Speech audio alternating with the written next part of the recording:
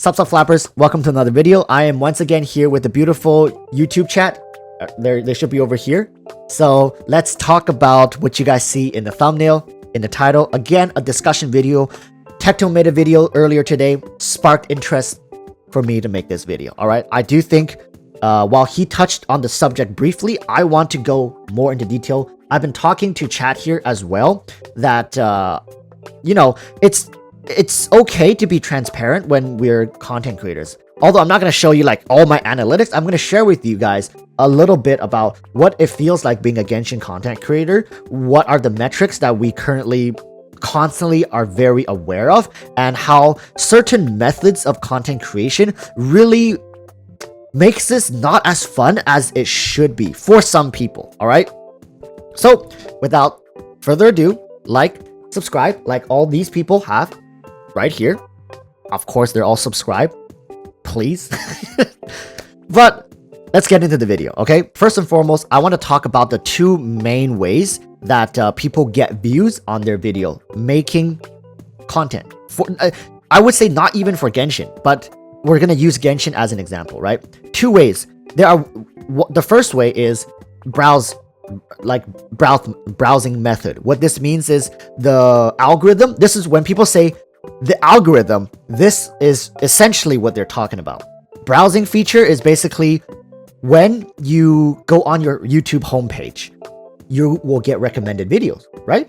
You get recommended videos, and these videos are essentially the algorithm using your metric and your search data to present you content that they think you will enjoy. So this can range from people who you are subscribed to, who made new videos. This can range to people who are similar to people you have subscribed to and are doing well or made interesting videos that are currently a hot topic. For example, let's say Kazuha drops and somebody makes a Kazuha guide.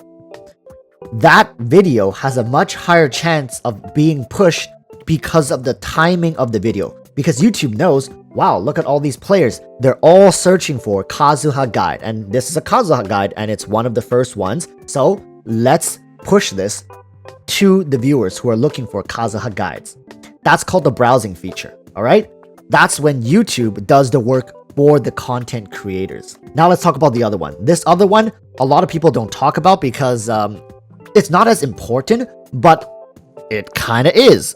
It's called the search feature. The search feature is basically when people search for a video. When you go on YouTube, you search for anything. Let's say use the same example again, Kazuha guide. You search for Kazuha guide, you'll get all the Kazuha guides, and there's a ranking, right? There's the first, second, third, fourth, and whatever. You even have page 2, page 3, which literally nobody goes to. But why is YouTube search important as well for content creators is the better your video does in certain metrics, meaning how many people clicked on your thumbnail, click through into your video, and how long they watched your video. Okay? So when you guys see clickbaity thumbnails, like you won't believe what happened. That's a clickbait thumbnail, right? Get you to go in out of interest, and then they try to keep you there for as long as they can. That's how you get better ranking for the search results for the algorithm overall. So these two search functions work in tandem with each other. All right? They work in tandem with each other. That's why when content creators drop a video, if let's say they have 100,000 subscribers, 30,000 to 40,000 watches the video, up to 50%, that video is now logged into the YouTube algorithm and will be like literally plastered all over people's homepages, whether those people like it or not. So how many people in chat right now, not all of you guys search for leaks, I'm gonna assume, right? Not all of you guys search for the leaks. Some of you do, but just because you've watched Genshin videos, even a guide video, leaks will just start appearing on your homepage. You can't control it. That's part of how the algorithm thinks you want this. Everybody else want this. Look at all these other people who want this. So you must want this too. They'll just throw it onto the homepage and you're screwed. You can't. This is what I was saying. Tectone has a really good point. Yes, leaks by themselves are not a problem. I'm not against leaks. It's just when they ruin the enjoyment for other people who actively don't want leaks, kind of becomes a problem. And these content creators need to make a living. They use the algorithm. They play this game with the algorithm. Clickbait thumbnails, upload time, and you guys as the viewers, you know, you benefit from this system. I think consumers are the ones that benefit the most from this kind of system. All right, so now let's talk a little bit about the different scales of content creators. We got people like Tectone, right, way at the top. We got Tectone, Toronto. We even got who else? Bwap. I think Gratis Status is up there, right? We got Ziox. We got like all these big names. Even Fish is starting to climb up there as well. I know there's some other MTash, right?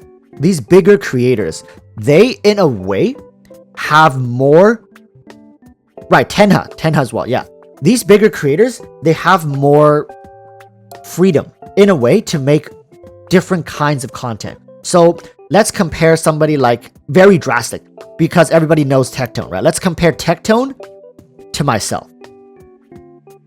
Not a fair comparison, but I just want to talk to you guys about how these how different it is. So people like Tectone, people watch Tectone because of his personality, because they feel like he's a person who has his opinion, he stands his ground, and people may be attracted to him whether he's entertaining or whatever. People watch Tectone because of his personality, I would like to think. And Tectone can talk about a lot of different subjects. He can talk about, remember he made he made a video about the top 10 lakes or something of Genshin Impact. And his viewers, he has a strong enough dedicated viewer that whatever video he makes will immediately get picked up by the algorithm due to his fan base. His fan base, his viewers, right, will watch those videos and log them into the algorithm. Okay? So once they get logged into the algorithm, they'll get pushed to other people who may or may not watch Tectone. And now let's talk about me. If I right now made a video about top 10 lakes, out of the 27.4 thousand subs I have, most likely I want to say less than 5% would actually watch that video. Because first of all, I'm not established like Tectone. Nobody really knows exactly who I am. A lot of my subs are coming from different demographics as well, right? They're coming here for different reasons. Some subscribe for the discussion videos like this one. Others subscribe for guide videos. Some subscribe for the meme videos, and some subscribe for the rant videos. So they're very selective as to what they watch. All right. So my video will not get logged in the algorithm. So what ends up happening is this video will just slowly die off, because first of all, YouTube will never push it because it doesn't deem it to have enough data to even be pushed. And currently they don't deem that people enjoy watching this video. So that's what ends up happening to videos that are made by smaller content creators. We don't have the leniency to make freestyle content. We can always take that risk. Put a lot of work, a lot of effort into making one video, hoping it's good enough and enough people watch it to take off. But you can do that for one video, it can fail. But what about 10? What about 20, 30, 40? And you start to question, well, is it really worth putting all this effort in when the algorithms honestly just doesn't care? All right.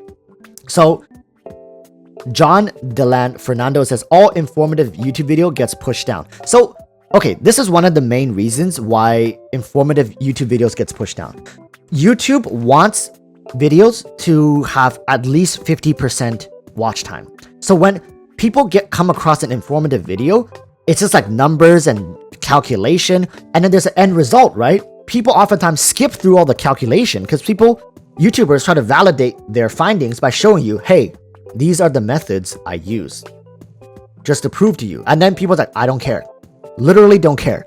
Skip all the way to the end, see the ending, done. I got what I want, right? What's the best set for Hu Tao? Give all this like explanation, blah, blah, blah, blah, blah. I tested this with this, blah, blah. Viewers, we don't care. We don't have time to hear you talk about all this. What is the best set for Hu Tao? Skip to the end, watch 30 seconds. It's the Crimson Witch set.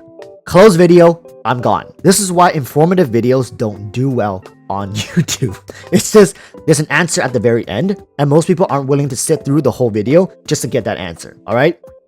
And going back, this is the last point I want to talk on, is making guide videos has really changed how I perceive YouTube and Genshin as a, you know, as a whole, because similar to the thing I just mentioned, people don't care about your research, they don't care about your testings, they don't care about your struggles, they don't care about like, whatever you can, you know, muster up and say.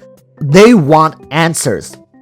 What is the best artifact for Kazuha? Best weapons, 3-star, 4-star, 5-star. That's it. Talent, maybe talent priorities. Which talent should I max first?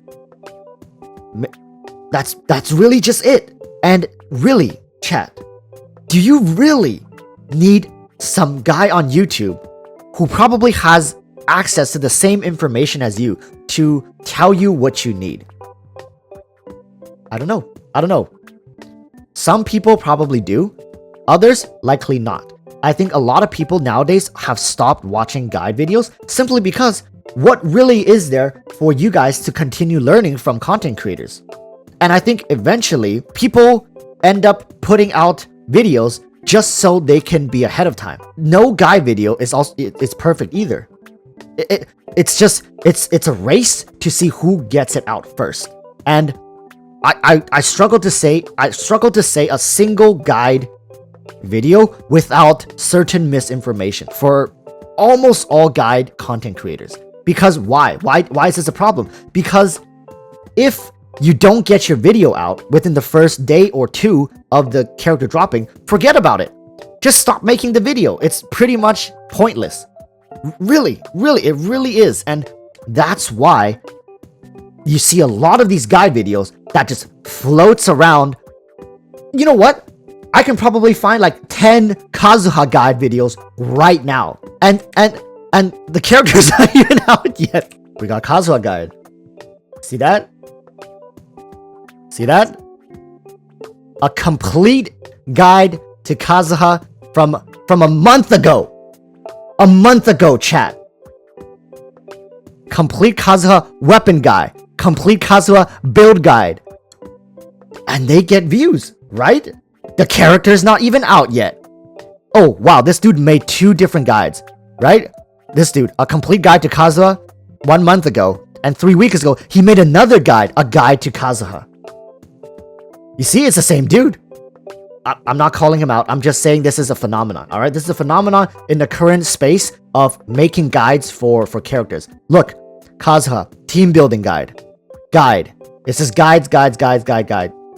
Okay? That proves my point.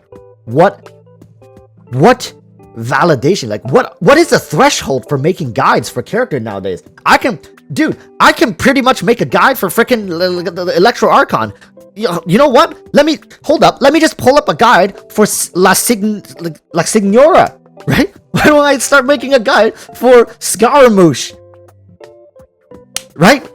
This is the current state of guide content for Genshin Impact. Due to leaks, due to people just having the tiniest bit of information, they just go to town with these videos.